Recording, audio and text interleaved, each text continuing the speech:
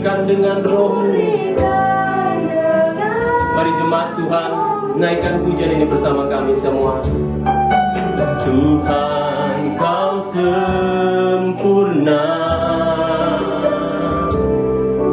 dalam rencana-Mu dan karya-Mu. Ku serahkan seluruh hidupku Tuhan, murnikan dengan roh-Mu, murnikan dengan roh-Mu. Hidupku menggenapi firman-Mu, tanda mujizat sertai tiap langkahku. Kau bersamaku di dalamku, jadi bukti kebesaran-Mu.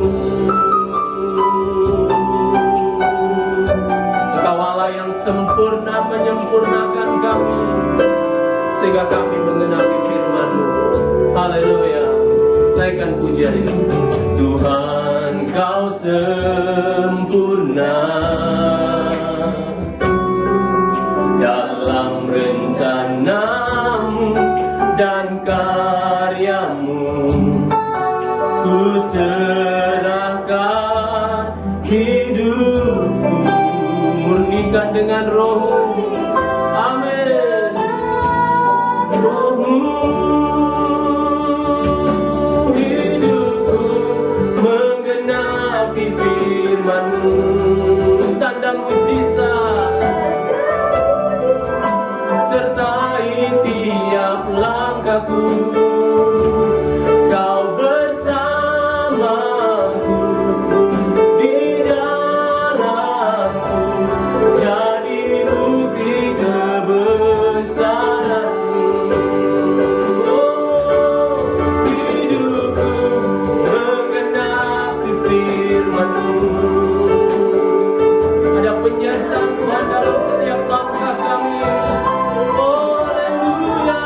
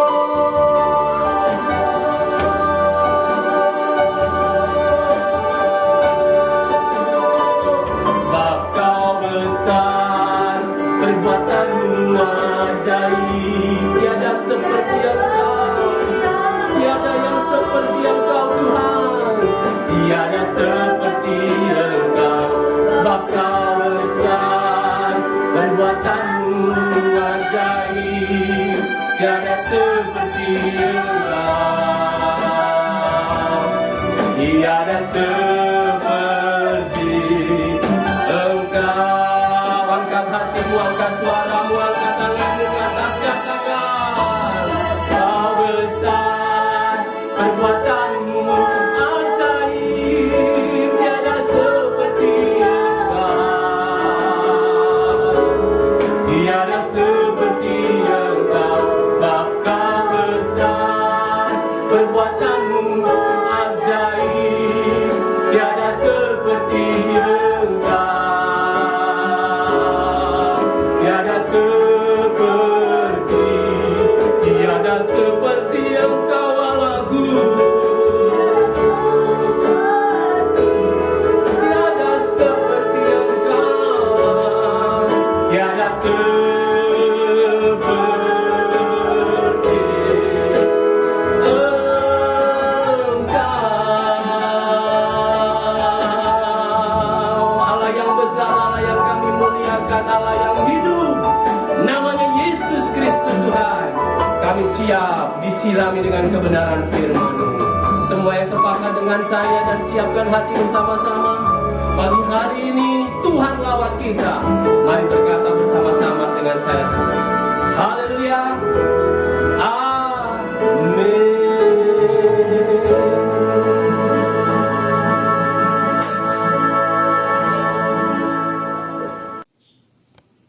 Shalom, selamat pagi dan selamat beribadah di rumah masing-masing. Biarlah kiranya berkat damai sejahtera Allah menyertai kita semua. Tuhan Yesus memberkati kita dalam ibadah ini. Amin. Di tengah-tengah serangan COVID-19 ini sangat banyak dengan berbagai persoalan yang muncul, yang dapat menimbulkan rasa khawatir, bingung, dan takut. Bukan saja soal kesehatan, keuangan, ataupun hubungan sosial, tetapi juga dalam dunia rohani terjadi satu kompetisi teologis untuk mencari siapa yang hebat atau yang benar. Misalkan akhir-akhir ini ada video tentang pengajaran kedatangan Tuhan Yesus Kristus yang kedua kali. Hal kedatangannya telah ditafsirkan yang sangat bertentangan dengan nubuatan Alkitab. Tentunya hal ini sangat membingungkan umat-umat Tuhan, khususnya bagi orang-orang Kristen yang kondisi rohaninya sedang bertumbuh. Nah, untuk itu saya Gembala Sidang GBI Purwodiningrat mengangkat tema jangan terkecoh ajaran sesat. Sudah dikatakan oleh Tuhan Yesus sendiri lewat firman-Nya dalam Matius 24 ayat 11. Banyak nabi palsu akan muncul dan menyesatkan banyak orang. Satu perkara yang perlu kita tahu, bahwa Allah tidak pernah membuat umatnya bingung. Karena firman yang disampaikannya itu cukup jelas. Kalau ada pengajaran yang membuat bingung itu, bukan firman Tuhannya yang membingungkan, tetapi tafsiran-tafsiran yang aneh-aneh. Dari seseorang yang hanya ingin mencari sensasi publik saja. Tetapi ia sesungguhnya orang yang sok tahu, padahal ia sendiri tidak tahu apa-apa.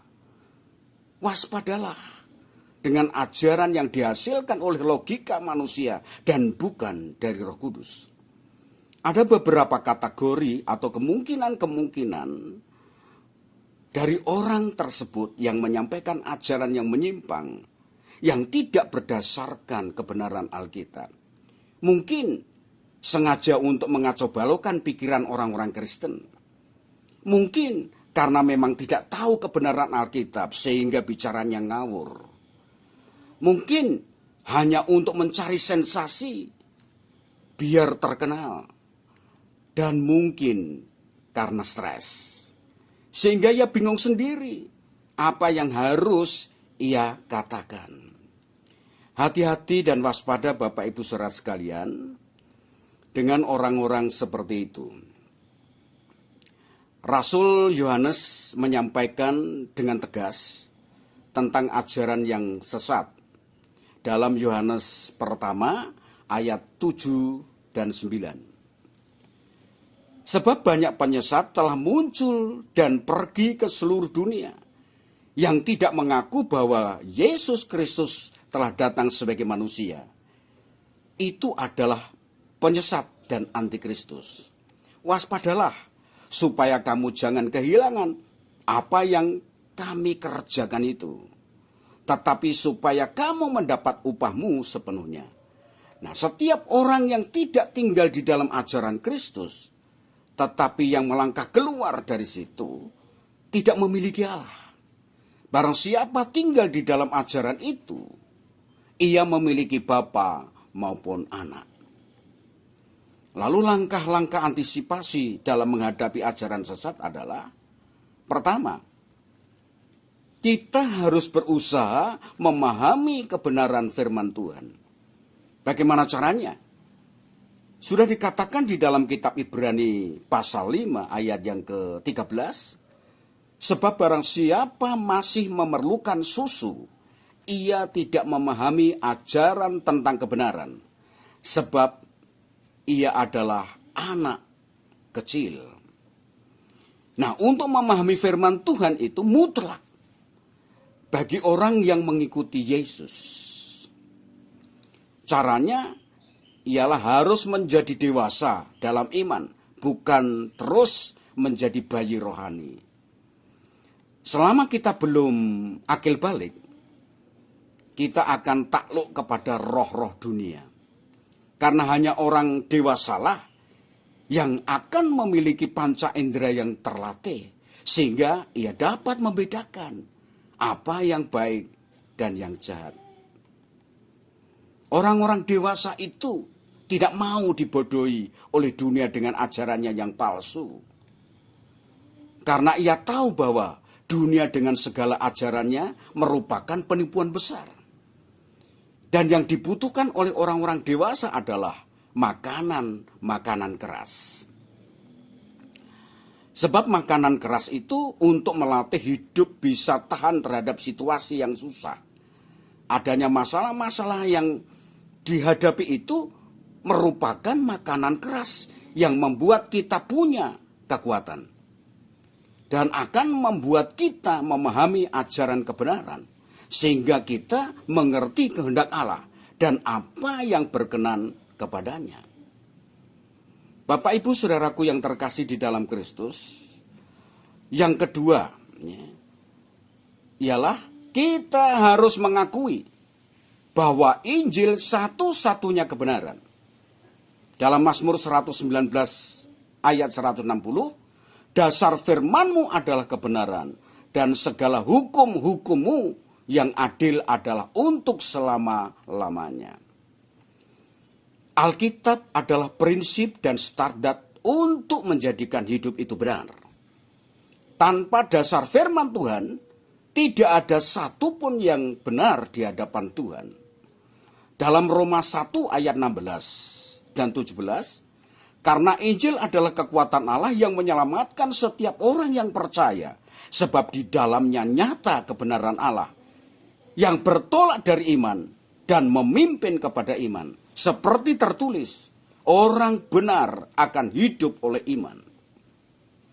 Di dalam Injil kita menemukan pola atau rencana Allah tentang keselamatan oleh iman kepada Yesus. Karena begitu besar kasih Allah akan dunia ini, sehingga ia telah mengaruniakan anaknya yang tunggal, supaya setiap orang yang percaya kepadanya tidak binasa, melainkan beroleh hidup yang kekal.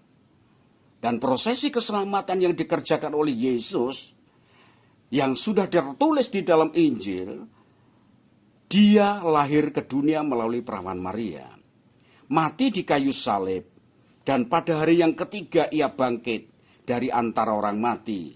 Setelah 40 hari dari kebangkitannya, ia naik ke surga dan memberikan janji Bapa, yaitu Roh Kudus. Setelah itu, ia berjanji akan datang kembali yang kedua kali untuk menganugerahkan keselamatan bagi yang menantikan kedatangannya.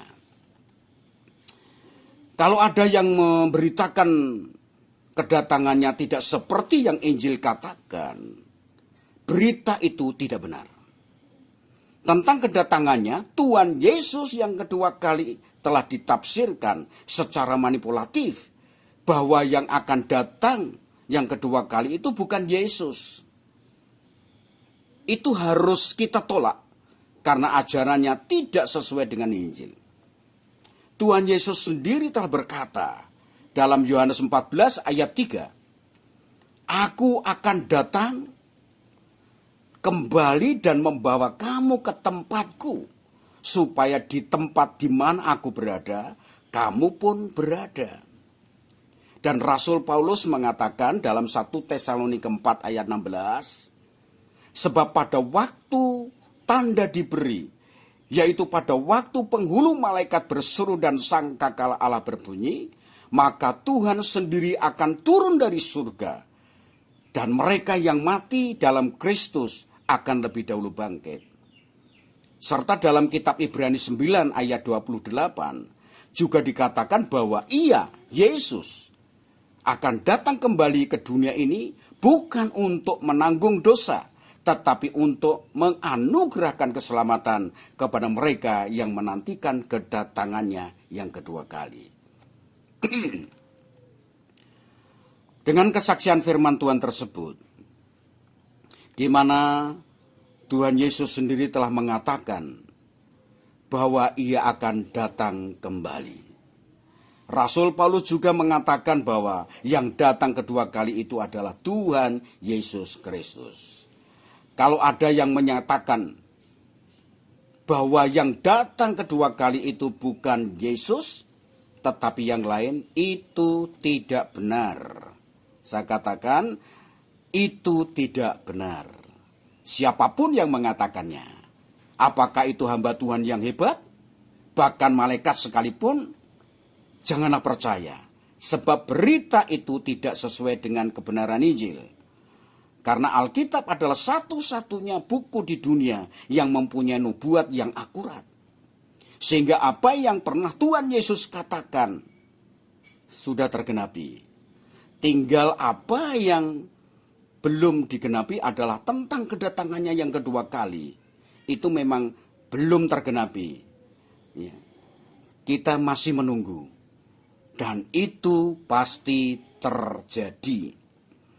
Bapak, Ibu, dan saudara sekalian yang saya kasihi, adapun langkah antisipasi yang berikut ini, milikilah pengakuan kuat terhadap firman Tuhan, bahwa firman Tuhan itu benar. Dan pengakuan ini adalah firman Tuhan itu kekal dan up to date. 1 Petrus 1 ayat 25 berkata, "Tetapi firman Tuhan tetap untuk selama-lamanya." Inilah firman yang disampaikan Injil kepada kamu. Nah, dan dalam Mazmur 119 ayat 89, "Untuk selama-lamanya ya Tuhan, firman-Mu tetap teguh di surga." Firman Tuhan itu kekal dan tidak akan berubah-ubah mengikuti zaman. Tidak seperti peraturan-peraturan yang dibuat oleh manusia atau undang-undang negara yang bisa berubah-ubah kapan saja. Yang mana kebijakannya sesuai dengan kebutuhan manusia. Tetapi tidak demikian firman Tuhan, yang bisa berubah-ubah sesuai dengan kebutuhan manusia. Karena sesungguhnya manusia itulah yang harus menyesuaikan firman Tuhan. Bukan firman Tuhan yang harus menyesuaikan manusia. Itulah bedanya firman Tuhan dengan peraturan-peraturan dari manusia. Kebenarannya permanen. Tidak boleh ditambah dan dikurangi. Apalagi ditafsirkan secara manipulatif. Maka jemaat Tuhan waspada dan hati-hati. Minta Roh Kudus menerangi hati kita. dan Tuhan akan memberikan pengertian dalam segala sesuatu, sehingga mengerti apa yang disampaikan itu benar ataupun salah. Itulah sebabnya kita harus menjadi dewasa agar dapat memahami kebenaran Alkitab yang harus kita jadikan prinsip dan standar untuk menuju hidup yang kudus dan benar. Karena firman Tuhan itu kekal dari selama-lamanya sampai selama-lamanya. Dengan demikian kita tidak akan terombang-ambing dan dibingungkan oleh pengajaran-pengajaran yang tidak bersumberkan Injil. Mari Bapak Ibu Saudara sekalian dan jemaat yang saya kasihi, pergunakanlah waktu yang ada. Karena hari-hari ini adalah jahat. Berusahalah untuk menjadi dewasa dalam segala pengetahuan akan firman Tuhan. Dan mohon pimpinan Roh Kudus dengan merenungkan firman Tuhan siang dan malam, serta berdoa dengan tiada berkeputusan. Akuilah Injil Tuhan, satu-satunya otoritas tertinggi dan sumber dari segala berita yang membawa kepada kehidupan yang abadi. Sampai perkataan Kristus itu diam dengan segala kekayaannya. Sekian firman Tuhan, kiranya Tuhan Yesus Kristus memberkati kita sekalian. Amin. Mari kita akan berdoa. Maha besar Bapa kami yang ada di dalam surga, Allah yang kami sembah di dalam nama Tuhan Yesus, yaitu Allah yang rahmani dan rahimi.